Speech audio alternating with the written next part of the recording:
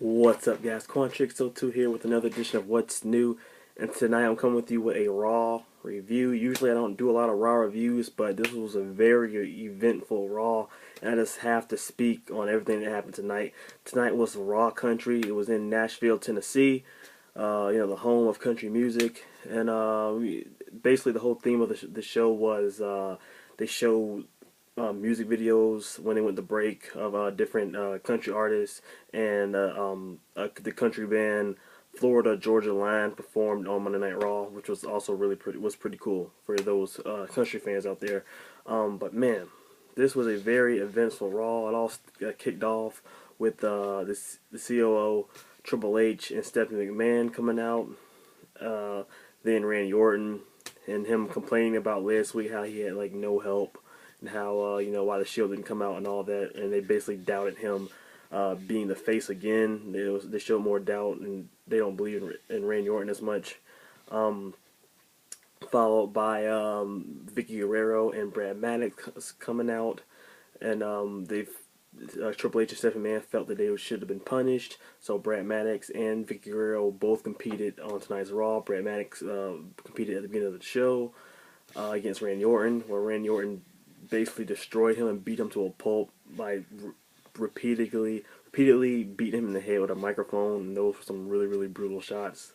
They stopped the match because I think Randy Orton won by KO. He knocked Brad Maddox out. After that, we followed up with a match that finally happened. It's like a month in the making. We thought we were going to get it on main event. We thought we were going to get it on the first. We thought we were going to get it on the pay-per-view. We thought we were going to get it on main event. But finally, we got it tonight. It was Curtis Axel versus Biggie Langston for the Intercontinental Championship. Pretty good match. Very good reaction for Biggie Langston, man. I think Biggie Langston is really getting up there in popularity now. He's starting to get very good reactions. His music actually changed. They got like more like drums and stuff in it, make it sound more face-ish. But the big thing was that Biggie Langston actually defeated Curtis Axel for the Intercontinental Championship, and now Biggie Langston is now the new Intercontinental Champion. So big ups to Big E. I think it's something well deserved. No offense to Curtis Axel, but he really wasn't doing anything with the Intercontinental Championship, and it was kind of I think it was time for him to pass that along. And now we got on a hot superstar like Biggie Langston, who's just every week he's doing. It seems like he's just getting more popular and popular, and I'm becoming a really big fan of Biggie Langston. Hopefully, this Intercontinental Championship leads to bigger and better things for Big E. Let's see what else we have after that. We then had had Ryback versus the Big Show, which I didn't really care about, but it was a fresh match, something that we haven't seen.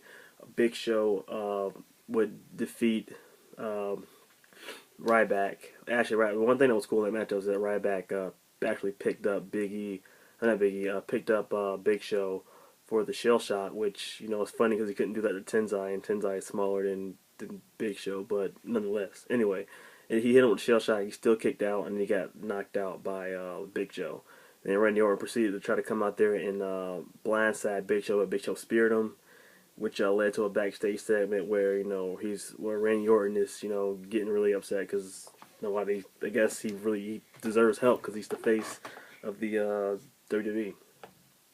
After that, we had Jack Swagger and Antonio Cesaro, the Real Americans, versus Kofi Kingston and The Miz. This is another big moment in tonight's Raw, because during the match, with a pretty solid match, not that long, but the big thing was towards the end where the Kofi Kingston tried to get the tag from The Miz, and Miz jumped off the apron and walked away, thus making Miz once again a bad guy, aka a heel. And hopefully we're going to see something between Kofi Kingston and The Miz.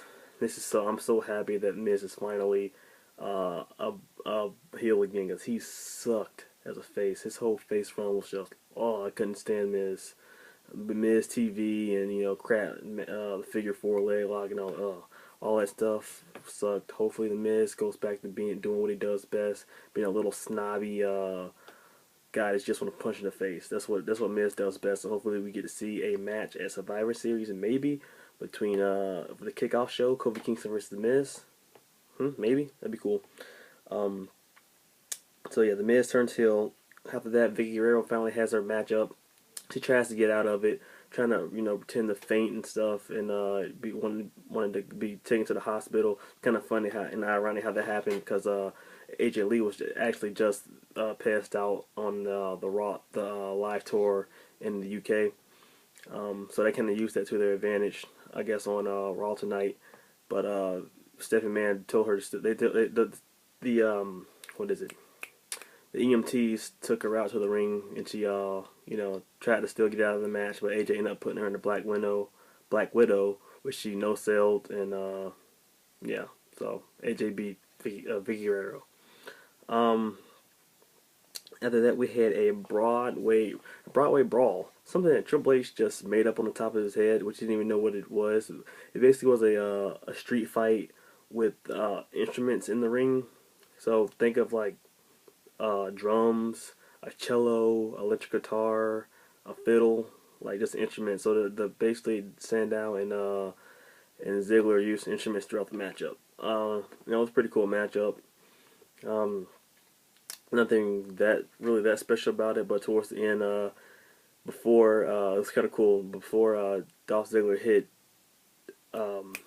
Damien Sandow with the guitar, he actually did like the Double J Jeff Jarrett strut and didn't hit him. So a little homage to Jeff Jarrett, which was kind of funny. So yeah, Dolph Ziggler defeats Damien Sandow, and then we have 3MB, or AKA the Rhinestone Country Boys, or the Rhinestone what are they? What were they? The Rhinestone something. I don't know. They were like Rhinestone Cowboys. Yeah, there it is. The Rhinestone Cowboys versus R-Truth and his brand new partners, fresh out of NXT, Xavier Woods. That was very shocking. I did not expect to see Xavier Woods debut here tonight, but I guess now Xavier Woods and R-Truth are a tag team, which is pretty cool because we could always use more and more tag teams. So basically the tag team division is pretty high now with those guys being added as well.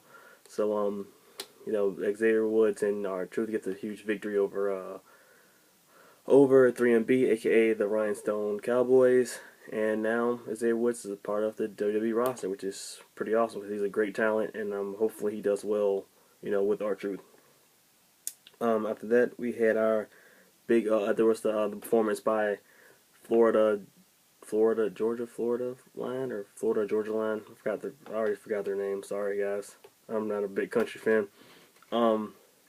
Then after that, we had the main event, which was a 12-man tag team matchup between it was CM Punk, Daniel Bryan, the Usos, and Cody Rhodes and Goldust versus the Wyatt family and the Shield, which was a fantastic matchup. I mean, it was great. I mean, what do you expect from these guys with the Wyatts and the Shield, and just so much talent in that ring? I can't even try to sum up and tell you all the spots were in the matchup. You know what to expect from a match like that. It was really good.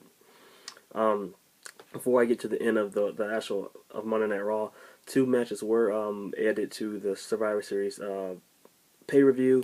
It was a traditional 7-on-7 match with oh, by the way, yeah, I should have said this. The Divas had like they had a, what is it? They played musical chairs, which ended up in being a brawl, which led to them adding this match to the Survivor Series card, which is a 7-on-7 traditional tag team match between all the Divas. I'm not sure who was on what team. I'm guessing the Total Divas and whoever, and then AJ Lee and the people who aren't on Total Divas are gonna face each other on pay-per-view. So there's that, and then there was another traditional matchup, 5-on-5, which has the Usos. It was the Usos, then Cody Rhodes and Goldust, and a mystery opponent versus the Real Americans and the Shield. So we got they said the mystery opponent. Well, I guess it'd be revealed soon, so we didn't know who that was. But toward the end of the actual main event, after the match ended, the Real Americans came in the ring, and so as also the Wyatt family beating up Cody Rhodes and all the other guys, the Shield, not Shield, CM Punk and Daniel Bryan, and then Lord beholds, I guess and I was right. My prayers were answered. My boy Rey Mysterio hits the steam. Booyaka, booyaka, 619. Rey Mysterio runs onto the ring, makes the stage, hits a double 619. Rey is back. He is the fifth man in that matchup. And now, just like that, I went from not caring about Survivor Series to I can't wait for Sunday night to watch my boy Ray perform. It's been a long time since I've seen Ray in the ring. Hopefully he stays healthy all the way to WrestleMania 30.